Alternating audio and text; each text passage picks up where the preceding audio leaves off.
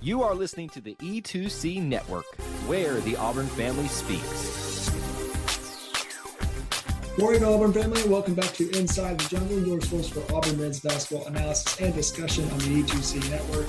Got another W to talk about today. The Auburn Tigers improved to 12-1 and 1-0 in conference play, with the biggest win by far of the year, the home victory by a score of 70-55. Your Tigers beat the LSU Bengal Tigers.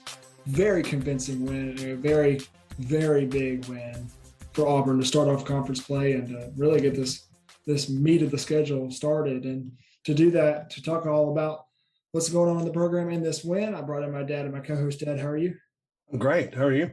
I'm wonderful. We're not in the same room this time. No, we're not. The past 3 or 4 podcasts we've been in the same room. This one we are not. We are over Zoom. So I don't know. We got to work a little audio difficulties, but I think we're as good as we're going to get right now. So let's talk about this game, man. The SEC opener. First, we'll start off. No Devin Cambridge in this game. There were rumors that he was not going to play, and people started swirling about why, and trying to think. And then Devin made that very clear with a picture on his Instagram of him decapitating Mike the Tiger. I love it. That is so. That he had COVID. So no Devin Cambridge in this game. So starter, leader, one of your most experienced guys not available in the SEC Open. It was a little scary when I saw the rumors that he was not going to play. I wondered if we were going to. We're deep enough. All it really hurt was depth. But Devin's been given a lot of leadership on the floor, I believe. Yeah. That without him, I was afraid would really be missing. Yeah. But it wasn't. Yeah. Started off 1-0, and that was the only lead they had, and it was as close as they got. Yeah, that's right. LSU started off 1-0, and then Auburn goes on an 18-0 run to take an 18-1 lead.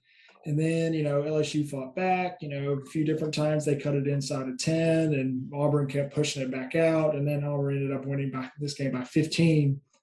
There's no other way to start off this conversation besides the difference in this game was, Walker Kessler. But and we'll get to Kessler here in a second and his stats and what history he made Wednesday night in a minute. But let's talk about some of the other guys that made huge impacts in this game. Welcome back, Alan Flanagan. 29 minutes in today's game, just his second game back, and 10.6 boards. That's a good day for Alan. Look, he played great. He got to start. The crowd went crazy when they announced him as a starter. Yeah. It was a good scene, good thing for him. I know Bruce did not want to play Alan Flanagan 29 minutes. Yeah.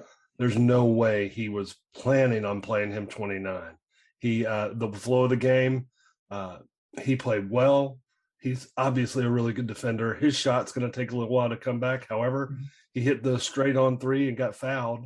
Yeah, he needs to get his free throws back together. Yeah. But he makes a difference, and he provides that leadership that I thought we were going to miss with Devin Cambridge being out. You're exactly right, and that's such a huge thing with a guy like Alan Flanagan coming back, a guy who has been considered for SEC Player of the Year type of caliber player here, and with his junior leadership, the few upperclassmen on this team, you need a guy like that. So it was good to see Alan back in the starting lineup. We'll see how that kind of meshes together when Devin comes back. I believe he'll be back next week after testing positive for COVID. Actually, Marquise Daniels also wasn't there Wednesday night. He also tested positive for COVID, but it seems like those are the only 2 that were affected by this little tiny outbreak in the basketball team, which is really good.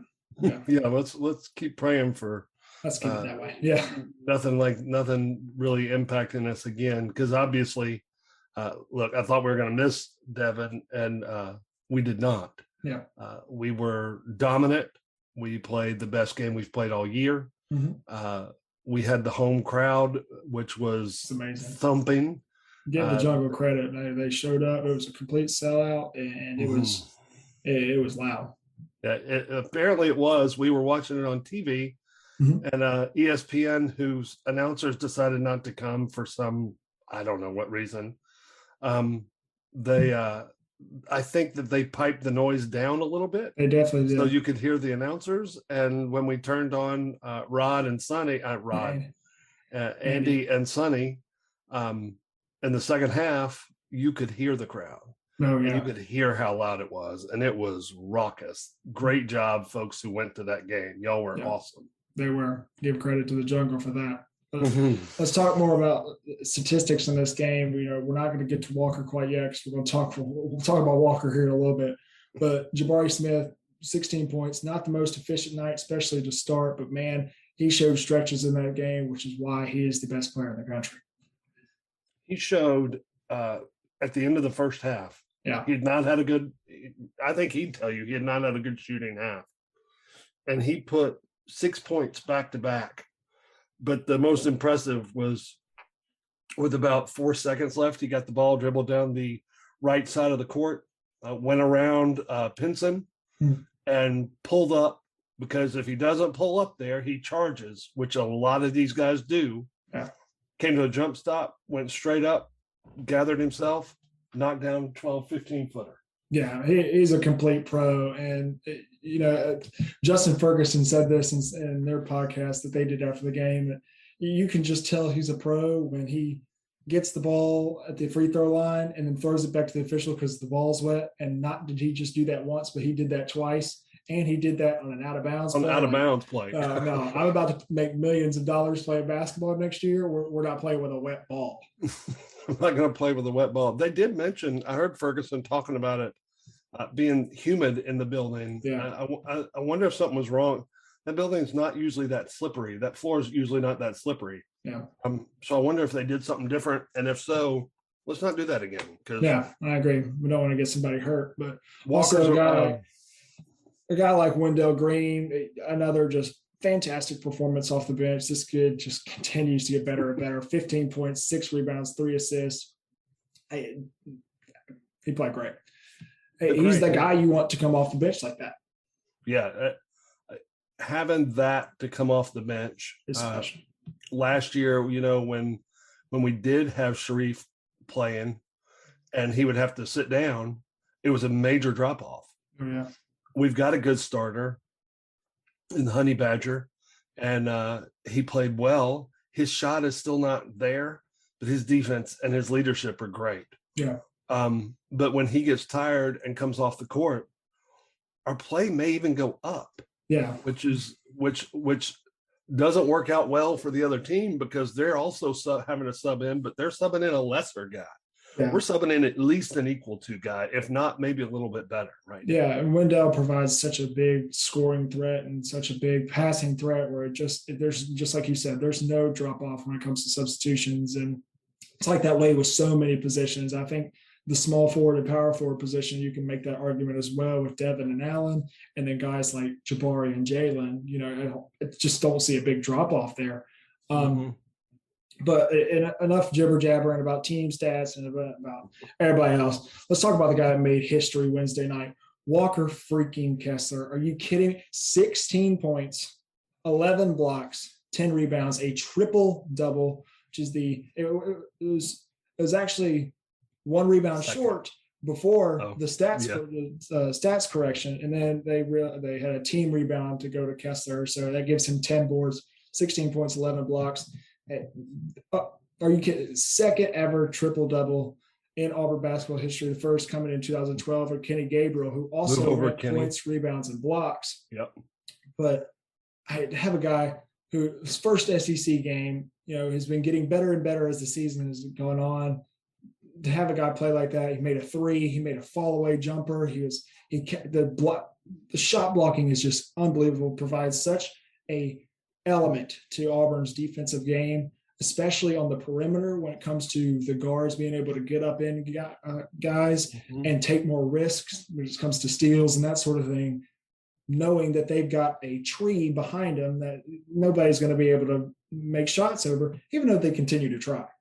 It's look, he is, ever since the beat writer from North Carolina made his comment about Walker's not playing very well now that he left Carolina, he's gone crazy.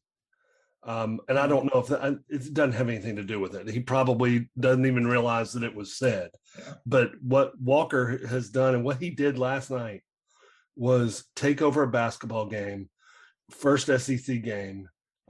And I don't think you were listening to Bruce on the post game, but he said, I'm going to get with my stats guy when I leave this conversation, and we're going to find Walker that rebound. Yeah. One of those team rebounds is his. And if I don't find him, I'm firing my stats guy and getting a new one.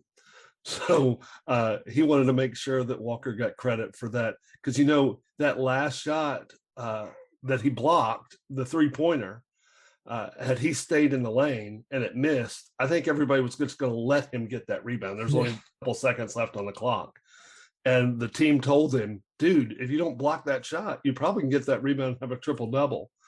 And I don't think it matters to him, but we've been saying on here all year that Jabari Smith is a pro. Mm-hmm. Enjoy him while you have him. You have him for about 25 more games, depending on how far we go in the tournament. Let me say it right now. Enjoy Walker Kessler while you have him. He is going to rocket up draft boards. He's 7'2". He can move. He blocks shots, has that timing we talked about. He has a great shot. That fall away that you were screaming at the TV, no, as I remember it. Yeah. He drilled it from about 15 feet, stepped out, made a 3. He needs to work on his post moves, but really he's a face-up guy that catches lobs and does that. And NBA teams are going to love this kid. That's what I'm saying. Enjoy him while you have him. That's what the NBA is kind of turning into: long, tall people, guys like that who can face up and make plays and block shot. I mean, his timing is unbelievable, and it's something that those pro teams are going to appreciate. And I completely agree. I think you need to start enjoying Walker while we have him, because we've been saying that about Jabari. And Jabari is obvious. Jabari could go number one, number 2, overall. number 3. Yeah. I think the lowest I see Jabari is going number 4, like that as of right now. And that would be a sin. That would be bad. Yeah, I would not be okay with that. But you're going to, just like you said, Walker's going to rise up draft boards like crazy, especially with all the scouts and attention on that game last night, how big of a game that was last night to go for a triple-double in the way that he did, and for Auburn to dominate the way that they did.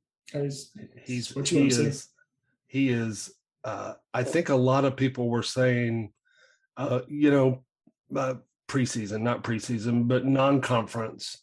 Y'all are playing some guys who aren't as big as Walker for the most part. Let's see if he can do it against a team like LSU, who's big, long, strong, and can jump out of the gym. Yeah. All of them athletes. And I don't know their center's name. He's a young kid, but I think he had 2 points and fouled out. Yeah. And Walker blocked about 6 of his shots by himself. 11 block shots. Are you kidding me? Yeah. We thought it was impressive what he did last year at North Carolina in the ACC tournament with 8. He blew by that like it wasn't even there. Yeah. 11 block shots was just that's crazy. His free throw shooting is improving. Yeah, I don't get scared when he goes to the line. That's 75% for him. He's unbelievable right now. Hey Auburn fans, I want to take a quick timeout from this episode to bring your attention to something very special. Here at the E2C Network, we pride ourselves on bringing you the best content for Auburn fans out there. And best of all, it's free to you. But just because it's free doesn't mean there aren't costs, especially when you have a library of hundreds of podcasts, videos, blogs, and more. Many of you have reached out and asked how you can support this network in the past. Well, now I have your answer.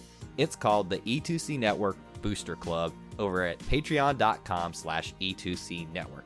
There you'll find a membership monthly reward system where you can sign up for as little as $1 and get different perks at different tiers. Some of those perks include things such as apparel, eligibility to join us on future podcasts, recognition as an E2C Network booster, exclusive communications, and bonus content that is available nowhere else.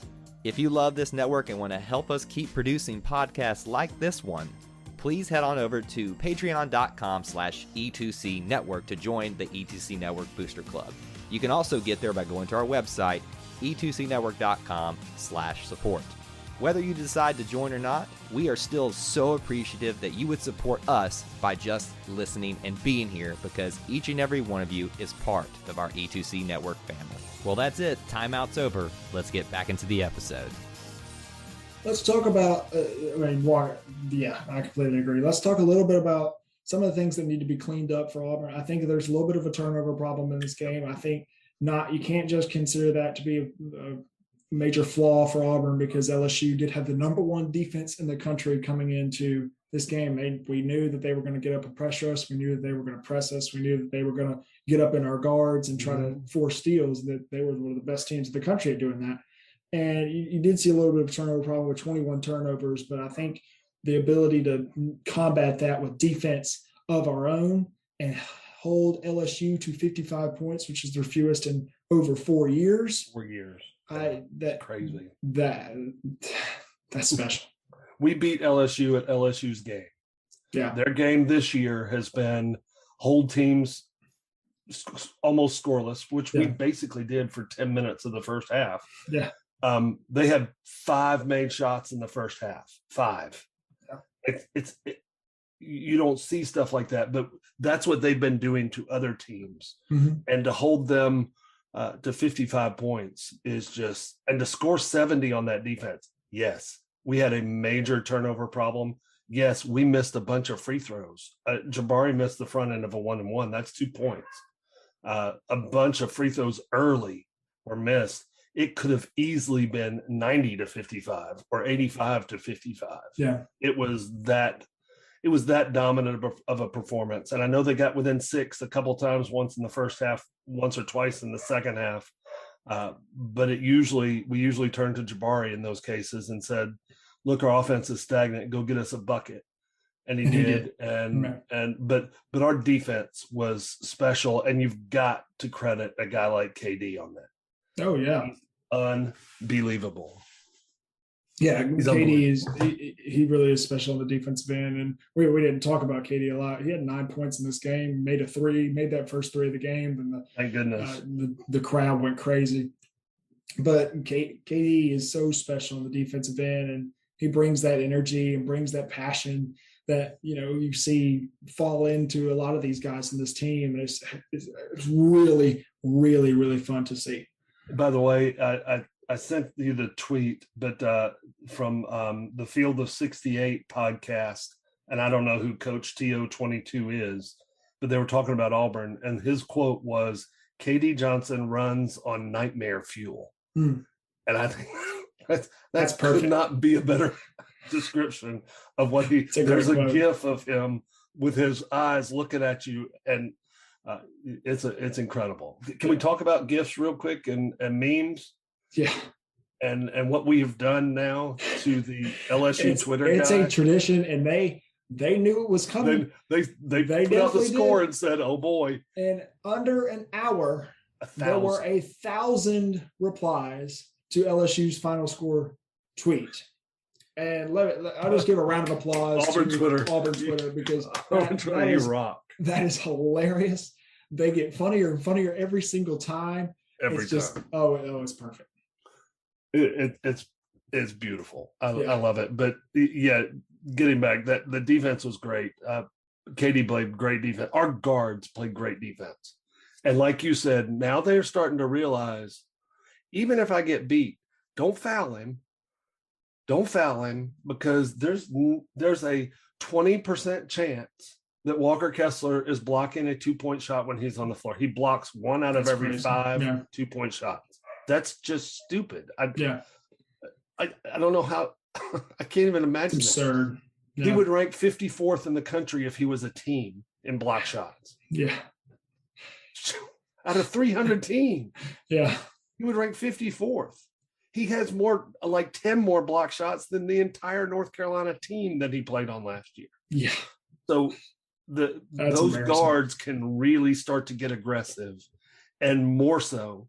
And if they get beat, and they just don't foul, and Walker will erase their mistake.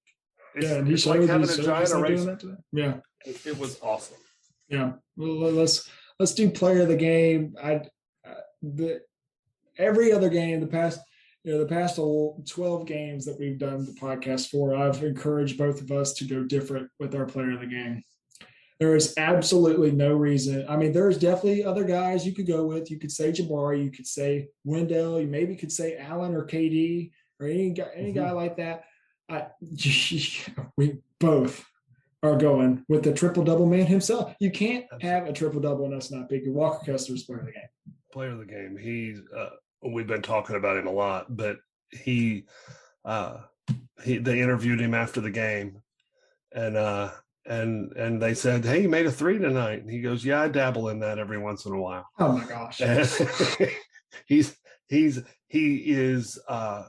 I'm telling you, he's rocketing up draft charts. Yeah. There were all those scouts in attendance last night. They all saw it and they all went, "Holy cow, this kid, he's doing it against one of the best defensive teams in the country." Yeah.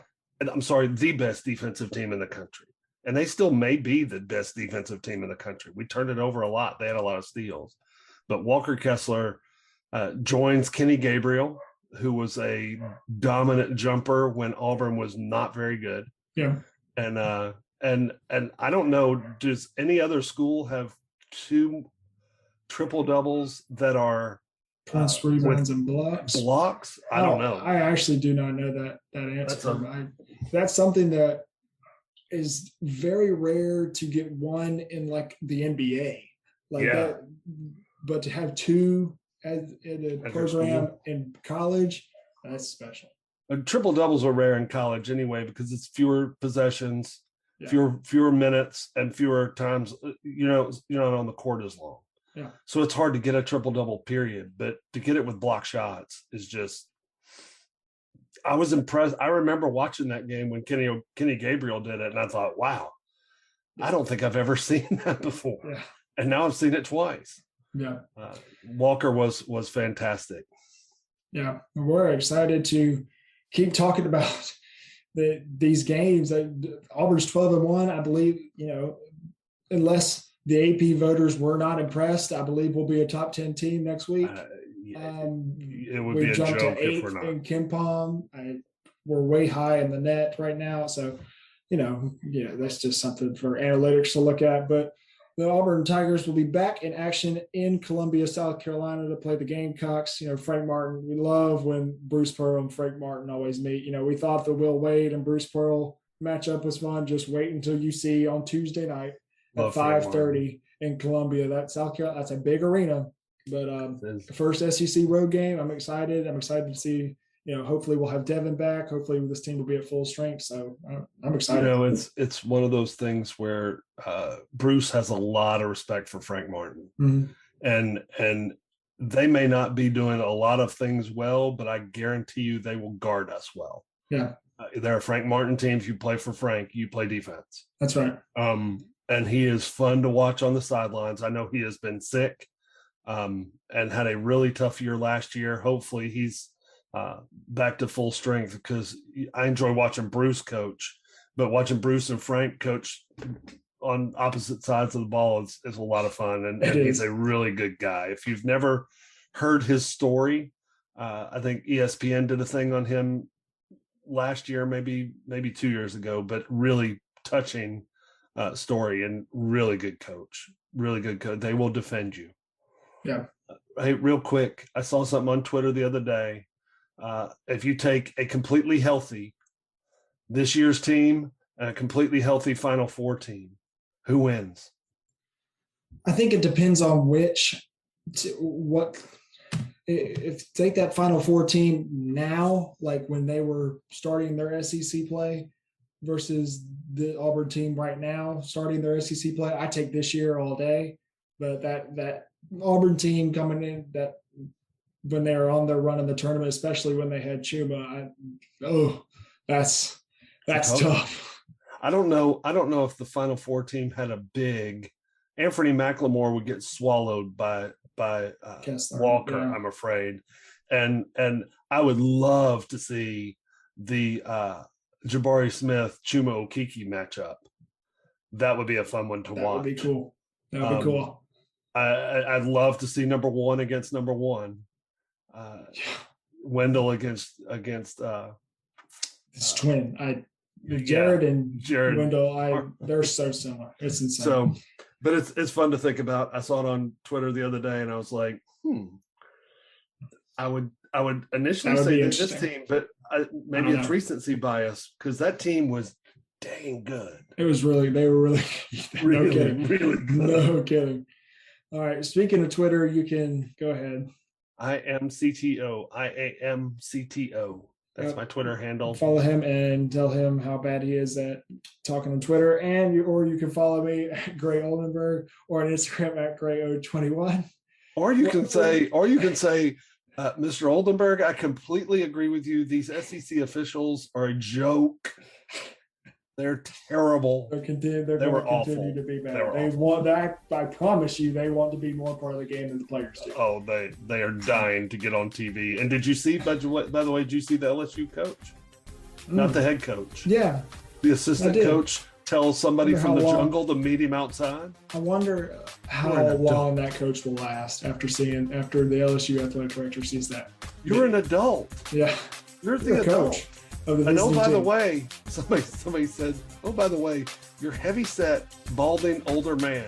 I think half the jungle would go, okay, we'll take that bet up. We'll see you outside. Yeah, no kidding. Just dumb.